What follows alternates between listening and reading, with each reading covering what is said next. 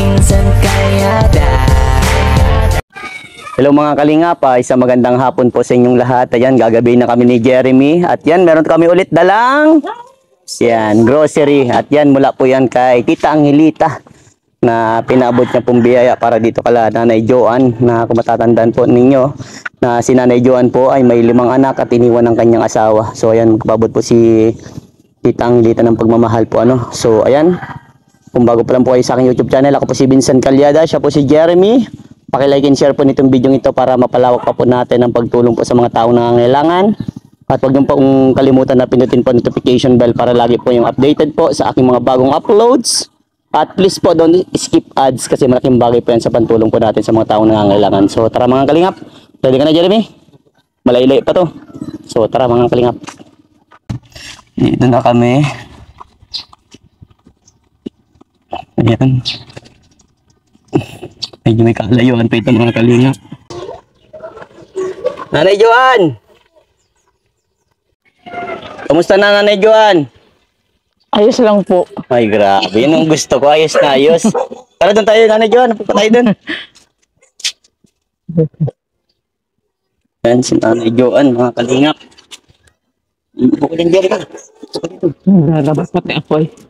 Hindi ka po natatapos sa labahan. Ay kagurugul po pa yan. Madami. Ayun po. Ilang libo pong lalabahan niyo po? Marami po yan. Madami masyado.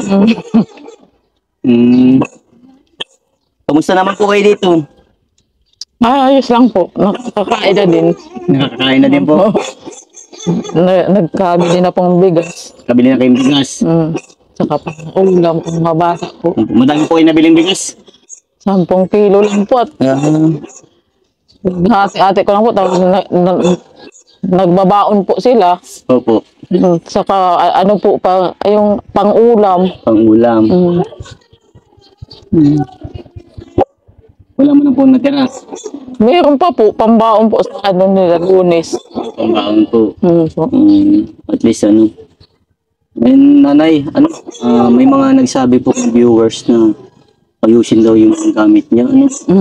Eh, yun nga, nasabi ko na kaya wala, hindi niyo maayos po yung mga gamit niyo. Makalagyan kasi nga maayos na. Opo, wala pa man po malalagyan na maayos. Opo. So, pero kahit paano, tiklopin na lang ano na Opo. para magandang tingnan pa rin po. Kahit ganito yung bahay, basta malinis po sa bahay. Kaso siguro hindi mo na maabot-abot ano na kasi nga. Hindi po, napunta po kong school. Napunta kang school. Pag alas 4 po, masundo. Sino po sinusunod? Yan pong tatlo kong estudyante. Ayan si ano, si Pogi. O Pogi, may anak sa iyo. Thank you. Oh, na-bless. Mag-bless ka na kay Kuya Vincent. Grabe. Thank you, salamat. Oo. Ano ba mo? Nandiyan pa po. Dito ka bunso. Saka yung pong isa na nagduduyan. Padaanin mo dyan, Jeremy. O bunso. O bless din, kay Kuya Vincent. Ano sasabihin mo? Ano sasabihin mo? Salamat po. Asan po yung tatlo? Tanay. Nandun pa po yun. Yung dalawa. Jessica! Vlogger, bigyan mo daw ko ng kidneys vlogger. Ay, kinilas. Sige, hayaan mo sa susunod. O dito. O. Dito ka na, oo. Ay, ang gandang anak ni nanay, o. O. Yan Bless po mo na. Sir, yung pong Ano pangalan nito ni Puging Bagsik? Jerome po. Jerome. Ay, so, si pinaka-pugi. Dan Albert po yan. Puro, ganda. Bebe. O, Jessica! O, dito. Ano pangalan nito ni Bibi? Janil po. Dito ka, Bibi, Janil. Dito. Si Tiago. O, tas si, ito, Jessica. O, Jessica, o. Magkain na muna kayo. O, bless kay Kuya Vincent. Yan, o. Dito kayong dalawa. Ito po yung panganay na anak ni Nanay Joan. Puro JN ang mga anak niya, no? Kaya si Jessica. Jessica, kamusta na kayo dito? Okay lang po. Kamusta ang pamumuhay nyo dito? Okay Okay lang. lang po. Hindi ba kayo nahihirapan dito sa kalagayan ninyo? Nahihirapan din po. Sa paanong nahihirapan?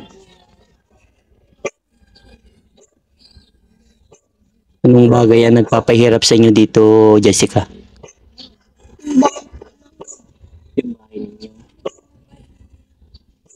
So, paano kayo dito natutulog, Jessica? Sa po dito. Ako po doon kay Lola. Doon ka kay lola mo natutulog.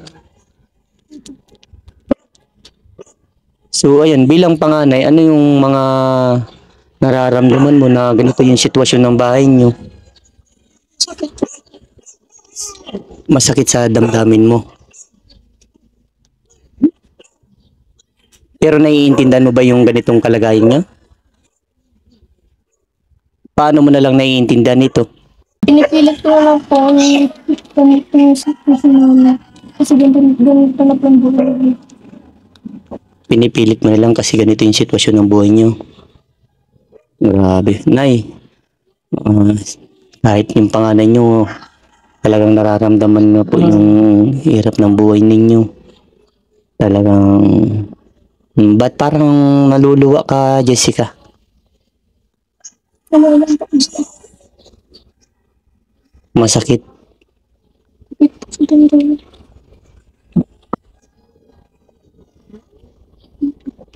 Ano bang gusto mong course pa ano ka, pinag-aaral kang college? Hindi ko alam. Hindi mo pa alam. Anong grade mo na ba, Jessica? Grade 6 po. Grade 6. So, ayun, mag-high school na yung nanay. Dapat mapaghandaan nyo po yung bagay na yan. Opo. Kasi mas malaking gastusin na din po yan. Saan ka mag-aaral ng high school, Jessica? Binsons po. Mas malayo. Sa Binson nga daw po. Pero alam mo na, maganda po ang sa Binson. Ang turo po kasi napaka-ayos po ng mga teacher yan. Pero halos lahat naman, magaganda naman po ang mga school. Depende na lang sa estudyante kung paano nila isa sa puso ang pag-aaral. Ano man po siyang mag-aral, matyaga man po siya. Na ano lang po yan, pag wala po talagang pasok. Nagaman po yung pasok. Kaso nga po, bihirang magpasok at wala nga pong baon. Wala pong pang saing. Opo. Kaya po, lagi po ba absent? Hindi mas marami ka ng absent, Jessica. Opo. Madami po absent. Ngayon po na niyan si papa niya. Maglayas po dito. So, paano yan? May time ba na, yung gaya ng kwento ni mama mo, may time ba na hindi kayo nakakakain dito?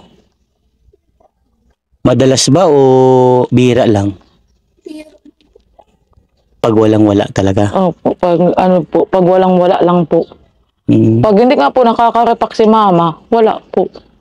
So, talagang na kay mama nyo na lang po? Na kay mama na lang po kami nag-aano. Bakit Nanay Joanna, hindi na lang po ikaw ang magtrabaho po para mas makabelo po? Kasi si nanay mo matanda na din po yan eh. Ay nag-aano pa din po siya, nagtatrabaho pa din po siya. Ayaw man po niya dito sa bahay lang po. Ba't ikaw po, Nanay Joanna, ayaw mo po May maliit pa po ako. Hindi mo po mababayaan? Hindi po, wala man po dito maiiwanan. Wala mo maiiwanan? Wala po. Kung may maiiwanan na sana. Kung may maiiwanan po, makakatrabaho po ako. Ay wala po, baka pag uwi ko po sa na yan, doon sa balon. Ay grabe. Ang likod po niyan ay, buti po sana kung malaki-laki na po yan, maiiwanan ko na po. Ngayon po hindi, inahanap po ako niyan. Hinahanap ka po. Napakahirap ng ganitong sitwasyon, Nanay. 5 anak mo tapos ganito. So, sana Nanay, ipaintindi mo yung kalagayan ninyo, ito lang, Jessica, pakin ni Kuya Vincent sa'yo, mag-aral kang mabuti. Gawin mong inspirasyon itong kahirapan na nangyayari sa buhay niyo, Jessica? Alam mo, Jessica, hindi hadlang ang kahirapan para sa pangarap, para sa iyong goal sa buhay. Bagkus, gawin mo pa itong inspirasyon, motivation na nangyayari sa buhay niyo. Isipin mo si mama mo na nagtsatsaga para buhayin kayo, gumagawa ng paraan para mapakain kayo. Katulad ni lola mo, nagtutulong para sa inyo. Gawin mo motivasyon yun, Jessica, para makuha mo yung pangarap mo sa buhay at matulungan mo someday sila mama at lola mo. Diba? Nangyari na sa buhay nyo na ganito, na iniwan kayo ni papa nyo. Pero yan na yan, lagi nyo silang pukusan, tingnan ang mga anak nyo, Jessica, maasahan ko ba yun? Mag-aaral kang mabuti?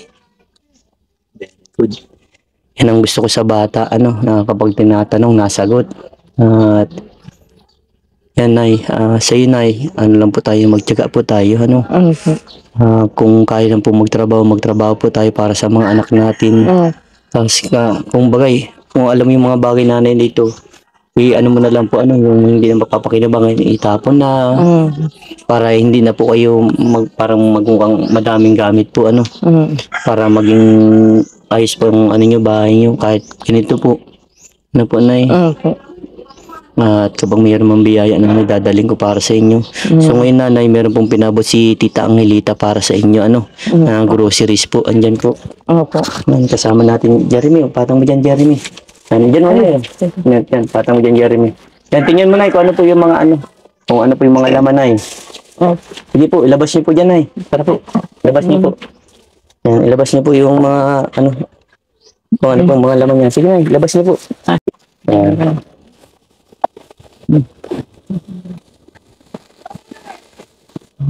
May kape, ano, Nay. Opo. Yan, malalaki na yung binili ko. May noodles.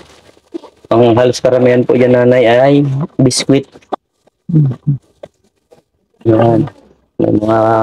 May corned beef, may tuna, may sardinas, may meatloaf din dyan, Nay. Yan, meatloaf. Yan. Sige, Nay, labas niyo po lahat. May gatas ako dahil binili na para sa mga bata, ano. Opo. Sige, Nay, labas niyo po. Yan pa din, Nay. Yan, sa mga biskuit. Yan, biskuit. Yan, tuyo, suka. Yan po. Yan, asukal. Binamihan ko na, Nanay. Yan, biskuit. May kape din para sa inay. Ito din, may kape, ano, Nay. Yan. Yan. Tapos may ano pa dyan. Yan, may cream top. Ano, yan. Yan. So, din, Nay, madami. Balik tayo dyan, Nay. Yan, para sa inyo po yan, ano, Nay. Para, kumbaga, hindi nyo na po bibilihin yung mga kailangan po ng mga anak nyo. Yan po, may pambaon na po, ano, Nay. Biscuit lang. Saan ba po sila nag-aaral? Diyan lang po sa David. Ano, nilalakad nyo lang? Opo, nilalakad lang po. Malapit lang po. Malapit lang. Matawid ka lang, makalampas lang po School of Law. Kaso, ano, malayo-layo din pala, Nay. Pigahatid ko nga po. Ay, ikaw na, hatid po. Opo. Ano yun, araw-araw po hatid? Opo, araw-araw po yan. Tama yun, Nay, kasi delikado, kasi may ano, may mga sasakyan. May nasagasaan nga po dyan sa may School of Law. Siya po? Opo. Bata pa.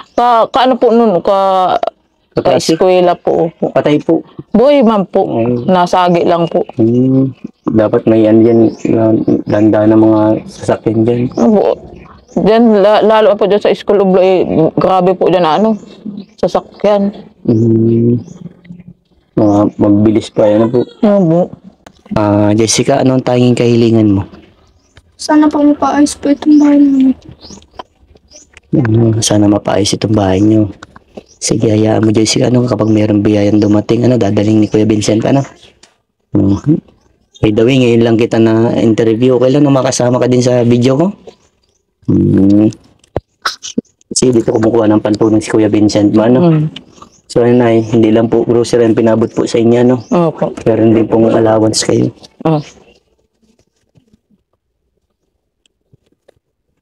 Nay, ito po. 1.5. So, Nay, 2.5 po yan, ano? Opo. Para meron po kayong pang-ulam din dito, Nay. Opo. Kumbaga, may binili na akong corned beef dyan. Opo. May mga dilata. Bili na lang po kayo kung ano pong pang-ulam nyo. Tapos, mga pangangailangan po ng anak nyo. Mga gamit sa school. Lalo na pala, Nanay, malaki. Bayaran po, ang dami po. Daming bayaran. Mga project po nito. Nagka-repon nga po at wala man po akong pangbayad. Opo. Saka po yung nagbigay ka po na nabawas-bawasan po. Ngayon, may ano pa, may lampas pa pong 300. Bayaran mo na din, Nay. Babayaran ko na nga kasi po. mag-graduate na siya. Opo. Kailangan po ang bayaran na lahat. Paano mo, Nanay, na ipapaliwanag po sa mga anak ng ganitong nangyayari po sa inyo? Naintindihan man na po nila yan? Ano po yung mga sinasabi niyo po para sa kanila? Sabi ko lang po, mag-aral na lang po sila kahit wala ng papa. Makapagtapos ng kahit high school lang po baga. Pero may time po na hinahanap nila si papa nila. Opo. Ano po yung sinasabi niyo po para sa kanila? Yung sabi ko, bayaan mo na yun. Ayaw mo na pong magbalik kahit po sabihan mo. Pero kung babalik po sa'yo, tatanggapin niyo po. Ay, hindi na po. Doon na lang po siya. Ikaw, Jessica, gusto mo bang magbalik si papa mo? Ayaw mo na din. Ayaw na din po niya. Kahit po yan, ng mga anak ko, ayaw na po. Doon na lang daw po siya sa sa pambuhan.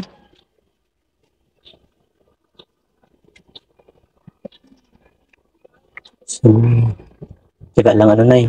Kaya dapat ikaw Nay, magkaroon ka na po ng trabaho para, kumbaga, meron ng maano sila. Opo, high school lang nga po yan. Opo, kasi kung ganito lang Nanay, aasa mo lang din po sa magulang mo, wala po tayong mangyayari niyan. Kasi siyempre baga po may edad na din si mama mo. Senior na po yun. Po. Kaya dapat ang maano natin ay ikaw po magkaroon ka po ng trabaho, maghahanap ka ng trabaho. Gawa ka pong paraan ay lalo ngayon magbabakasyon.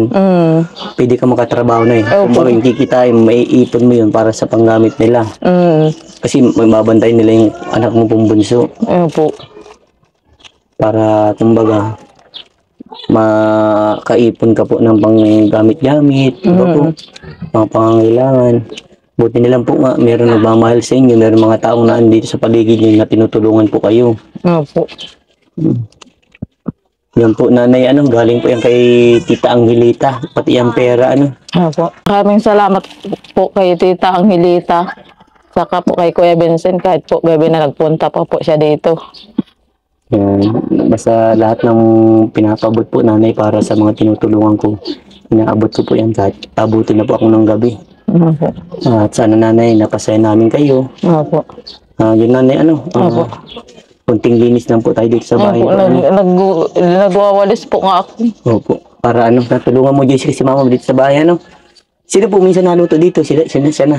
Sinasaing lang po siya. Sa ikaw na po naluto ng ulam. Opo. Basta laban lang po Nanay sa amin ng buhay, Opo. Ikaw, Jessica, always isipin mo, andyan si Lord, nagmamahal sa atin yan. Always ka lang mag-pray na sana matupad mo yung pangarap mo, gabayan ka sa mga bawat araw na ginagawa mo sa buhay, At ikaw din ay, tiyaga lang po, at keep praying na marami pang blessing na dumating, po. Opo. Ako iaalis na Nay, at magabi na talaga ako. Opo. Salamat po sa inyo, Salamat din po. Okay, bye-bye na Jessica. Opo. Bye-bye po.